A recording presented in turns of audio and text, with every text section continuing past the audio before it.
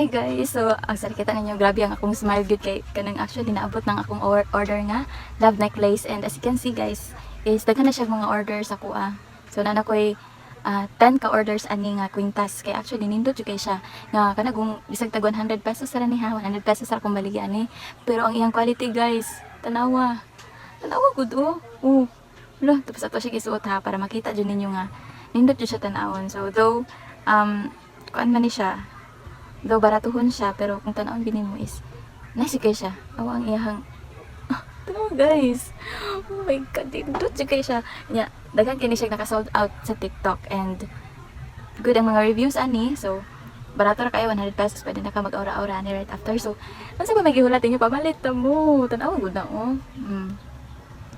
di ba?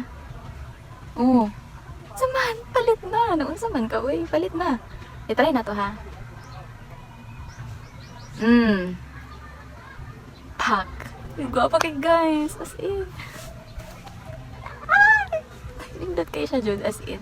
Order na. PM na dayon karon, dayon as in. Bye.